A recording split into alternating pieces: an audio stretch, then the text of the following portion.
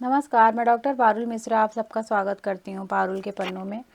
आज हम बात करने वाले हैं विश्वनाथ त्रिपाठी जी का हिंदी साहित्य का सरल इतिहास, जो हम पढ़ रहे थे, जिसमें हमने भक्ति काल को पिछली क्लास में पढ़ा था। आज हम पढ़ेंगे रैदास, है ना। आगे उनकी रैदास को देखते हैं, ठीक है।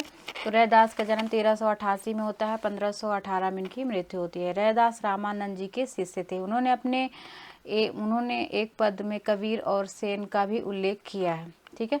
कबीर से छोटे थे कौन? रैदास, है ना। कबीर से छोटे थे, पर रैदास का जन्म 1388 में होता है और कबीर का 1398 में होता है, ठीक है। तो रैदास पहले बड़े थे, कबीर छोटे थे, ठीक है। 15वीं शताब्दी उनका समय माना जाता है। मीराबाई रैदास की शिष्या थी। मीराबाई रैदास की शिष्या थी, ठीक है। और यहाँ पे रैदास काशी के आसपास इनको पाया जाता है। आदि गुरु ग्रंथ साहब में इनके फुटकर जो ग्रंथ है वो मिलते हैं, ठीक है, सतवानी नाम से, है ना। तो इनका जो ग्रंथ था रैदास का, किस नाम से? सतवानी नाम से मिलते हैं। रैदास की भक्ति ढांचा निगूढ़वादी का ही था, है ना, किंतु इनका स्वर कबीर जैसा आक्रामक नहीं था। रैदास की कविता की विशेषता उनकी निरीहता है ना। तो रैदास की विशेषता क्या है? उनकी कविता में निरीहता, वे अनन्यता पर बल देते हैं, है ना। रैदास में निरीहता के साथ साथ कुंठाहीनता का भाव दृष्टव्य है। भक्ति भावना में उनमें वह बल भर दिया गया जिसके आधार पर वे डंके की चोट पर घोषित कर सकते थे कि उनके कुटुंबी आज भी बनारस के आसपास ढोर यानी मुर्दा पशु ढोते हैं। उनकी एक पंक्ति है ना, उनके वंशज के अनुसार कि जाके कुटुंब सब ढोव ढोवत फिरौ अजौ बनारसी आसपास, आचार सहित विप्र करहि दंड उति तीन तनय रविदास दासानुदास, है ना। रैदास की भाषा सरल, प्रवाहमयी और गेय थी, ठीक है। गुरु नानक के बारे में हम देख लेते हैं। 1469 में इनका जन्म होता है पंजाब में और 1538 में इनकी मृत्यु होती है। गुरु नानक का जन्म 1469 तलवंडी लाहौर में होता है। इनकी मृत्यु 1538। पिता का नाम कालू चंद्र, माता तृप्ता, पत्नी का नाम सुलक्षणी था, है ना। इन्होंने हिंदू मुसलमान दोनों की समान धार्मिक उपासना पर बल दिया। नानक जी ने वर्णाश्रम व्यवस्था और कर्मकांड का विरोध करके निर्गुण ब्रह्म की भक्ति का प्रचार किया। नानक जी ने गुरु नानक ने व्यापक देशाटन किया। मक्का मदीना तक की यात्रा की थी नानक जी ने। कहते हैं कि मुसलमान बाबर से भी इनकी भेंट हुई थी। यात्रा के दौरान इनके साथी शिष्य रागी नामक मुसलमान रहते थे, जो इनके द्वारा रचित गुरु नानक सिख धर्म का प्रवर्तन भी किया था। नानक ने पंजाबी में, हिंदी में कविताएं लिखी, ठीक है। तो इनकी जो रचना है वो पंजाबी में भी है और हिंदी में भी है। ब्रजभाषा, खड़ी बोली दोनों का मेल है इनकी किताबों में।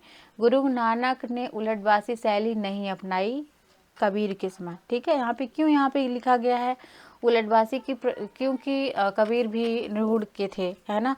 तो उलटबासी का प्रयोग नानक जी ने नहीं किया। उनको दोहों में जीवन का अनुभव उसी प्रकार थे जैसे कबीर की रचनाओं में। आदि गुरु ग्रंथ साहब के अंतर्गत महला नामक प्रकरण इनकी वाणी में संकलित है ना।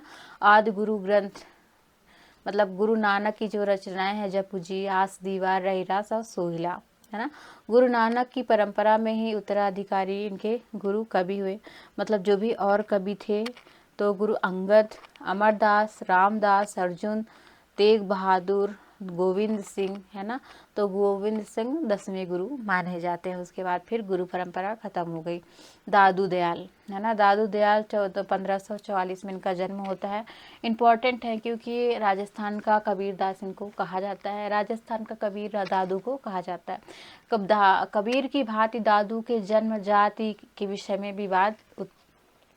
प्रोफेसर चंद्रिका प्रसाद त्रिपाठी और क्षितिज मोहन सेन के अनुसार दादू मुसलमान थे, है ना। ये चंद्रिका प्रसाद जी कह रहे हैं। और क्षितिज मोहन, उनका नाम दाऊद था। कहते हैं कि दादू बालक के रूप में ही साबरमती नदी के में बहने वाले लोधी राम नामक एक ब्राह्मण से मिले। दादू के गुरु भी निश्चित रूप से पता नहीं लगता, मतलब उनके गुरु का भी पता नहीं लगता है। रामचंद्र शुक्ल का विचार है कि उनकी वाणी में कबीर का नाम बहुत जगह आया हुआ है, इसलिए इसमें कोई संदेह नहीं कि वे उनके मतानुयायी थे, मतलब नहीं थे कि मतलब उनके मतानुयायी थे, है ना। वे अमेर मारवाड़ मतलब राजस्थान, बीकानेर स्थानों में घूमते जयपुर आए और वहीं भराने नामक स्थान में 1603 में शरीर को छोड़ा। ठीक है, वह स्थान दादू पंथियों का केंद्र था। कहाँ, कौन सा केंद्र था? भराने की पहाड़ियों में। ठीक है, उनके ग्रंथों में 2 शिष्य संत दास और जगन्नाथ दास का नाम आता है। हरडेवारी नाम से किया, संत दास और जगन्नाथ दास ने हरडेवारी नाम से इनका संग्रह किया था दादू का। कला कबीर की भाषा की भांति उन्होंने निर्गुण निराकार भगवान व्यक्तित्व भावनाओं का विषय बनाया है। आगे चल के इनमें अरबी फारसी भाषा का प्रभाव दिखता है ना दादू में। सुंदरदास को हम देखते हैं, सुंदरदास 1596 में इनका जन्म होता है। 6 वर्ष की आयु में दादू के शिष्य हो गए थे। 1596 में जयपुर के निकट धौसा नामक स्थान पर हुआ था। दादू की मृत्यु के बाद यह संत जगजीवन दास, है ना, जगजीवन राम के साथ 10 वर्ष की आयु में काशी चले गए। 30 वर्ष की आयु में उन्होंने जमकर अध्ययन किया। काशी लौटे, राजस्थान शेखावटी के निकट फतेहपुर नामक स्थान पर गए और वे फारसी की बहुत ही अच्छी, मतलब फारसी इनको बहुत अच्छी आती थी और इनका देहांत सांगानेर में होता है। ये पूछा गया क्वेश्चन है कि सुंदरदास का देहांत कहाँ होता है? सांगानेर में। ओके, निगुण संत कवियों में सुंदरदास सर्वाधिक शास्त्रज्ञ और सुशिक्षित थे, है ना, सर्वाधिक पढ़े लिखे, क्योंकि जो संत थे वो पढ़े लिखे नहीं थे, पर सिर्फ सुंदरदास ऐसे थे जो बहुत ही ज्ञानी थे। सुशिक्षित होने के कारण उनकी कविता कलात्मकता से युक्त थी, उनकी भाषा परिमार्जित थी। निगुण संतों में गेय पद दोहों में ही लिखते हैं, है ना, दोहे में लिखे। सुंदरदास की कविता जो है कवित्त सवैया में भी रचे। उनकी काव्य भाषा अलंकारों में खूब प्रयोग किया हुआ है ना। सर्वाधिक प्रसिद्ध उनका है सुंदर विलास। काव्य कला में शिक्षित होने के कारण उनकी रचनाएं निर्गुण साहित्य में विशिष्ट स्थान रखती हैं। अब हम देखेंगे रज्जब को, जो दादू दयाल के शिष्य थे। 1567 में इनका जन्म हुआ था। 17वीं शताब्दी रज्जब, है ना, और दादू के शिष्य थे, राजस्थान के थे। कविता में सुंदर दास की शास्त्रीयता का तो अभाव है। हजारी प्रसाद द्विवेदी ने लिखा है रज्जब के लिए कि रज्जब दास निश्चित ही दादू के शिष्य सबसे अधिक कवित्व लेकर उत्पन्न हुए थे। उनकी कविताएं भावात्पन्न थी, है ना, साफ सहज थी। भाषा पर राजस्थानी का प्रभाव अधिक है। इस्लामी साधना के शब्द भी अपेक्षाकृत अधिक है। ये हजारी प्रसाद द्विवेदी का कथन है रज्जब के लिए। ओके, निगुण संत ज्ञान की शाखा में मलूक दास आए, फिर अक्षरानंद आए, है ना, सिंगा जी, जम्बनाथ, कबीर के पुत्र कमाल और शिष्य धर्मदास इसी परंपरा में होते आए हैं। ठीक है, कबीर शिष्य विशाल संपत्ति लुटा दी थी। यहाँ पे लिखा गया है कि जो इन्होंने कबीर का शिष्य बनने पर भी अपनी शिष्य धर्मदास के बारे में बात, रज्जब के बारे में। ठीक है, तो अपनी ये रज्जब जो है अपना पूरा पैसा वैसा लुटा दिए थे शिष्य बनने के बाद। ठीक है, प्रेमाश्रयी शाखा को आज हम पढ़ेंगे। प्रेमाश्रयी शाखा में कौन कौन से कवि हैं, इसकी ऐतिहासिकता क्या रही है, किस काव्य को प्रथम प्रेमाश्रयी सूफी काव्य कहा जाता है, हम देखते हैं। ठीक है, ऐतिहासिक काल्पनिक व्यक्तियों के साथ ही राजकुमारी, श्रेष्ठ पुत्री, गणिका, अप्सरा, प्रेमिका ये प्रचलित रही हैं। ठीक है, कालिदास के मेघदूत और उदयन कथा, कोविद उदयन की कहानी जनों का उल्लेख किया गया है। 16वीं 17वीं बनारसी दास की अर्ध कथा में लिखा गया, वे मधुमालती मृगावती पढ़ते थे। ये सूफी नहीं शुद्ध लौकिक प्रेम काव्य थे, है ना। और इससे स्पष्ट होता है कि भविष्यत कथा जैसी रचनाएं लोक प्रचलित कथाओं पर आधारित थी, है ना। लौकिक प्रेम कथाओं की परंपरा में सूफी काव्य समानांतर चली आ रही थी। ईश्वर दास की सत्यवती कथा को इसी परंपरा में मानना चाहिए। कुशल लाभ के ढोला मारूरा दूल्हा, है ना, और ढोला और मारवाड़ी की कथा, इसमें प्रेम कथा चित्रित की गई है। माधवानंद काम कंदला, है ना, कुशल लाभ की है। और माधवानंद काम कंदला जो है प्रेम कथा पर है, 1547 में लिखी गई है। आलम ने काव्य रचना की थी माधवानंद काम कंदला की। और आगे चलते हैं कुतुब शतक, है ना। कुतुब शतक की रचना यहाँ पे कुतुबुद्दीन, है ना, कुतुबुद्दीन और साहिबा की प्रेम कथा का इसमें चित्रण किया गया है। कहने का आशय है कि सूफी काव्यों में प्रेम आख्यानों की परंपरा चलती आई है ना। जिसमें चंदान का नाम आता है ना। मुल्ला दाऊद का चंदान बहुत ही फेमस है, ठीक है। आगे चलते हैं मुल्ला दाऊद का बारिश 700 होय 81 तिह जाग कवि सरयू भासी, है ना। तो ये मुल्ला दाऊद का है, चंदान की एक पंक्ति है। मुल्ला दाऊद रायबरेली जिले के डल मऊ के थे। चंदान की रचना इन्होंने की, लोकप्रिय सम्मानित है ना। यह काव्य बहुत ही लोकप्रिय हुआ और सम्मानित था। दिल्ली के मखमूल शेख तकीउद्दीन रब्बानी जन समाज के बीच में इनका पाठ किया करते थे। चंदान पूर्व भारत में प्रचलित लोरी और उनकी पत्नी मैना की विवाहित प्रेम कथा जो प्रेमिका है चंदा के प्रेम पर आधारित है, ठीक है। चंदान पर इसकी भाषा क्या है, अवधी भाषा में लिखा गया है चंदान। कुतुबन की मृगावती, है ना। कुतुबन का समय 1567 में माना जाता है। मृगावती 1509 हिजरी अर्थात 1503 से 4 के बीच इसका समय। रामचंद्र शुक्ल के अनुसार ये जौनपुर के बादशाह हुसैन के आश्रित थे, ठीक है। तो कुतुबन किससे आश्रय में थे, मतलब किसके शासन काल में थे, तो हुसैन शाह के, है ना। और अंत में शिकार खेलने समय ये मारे गए थे, है ना।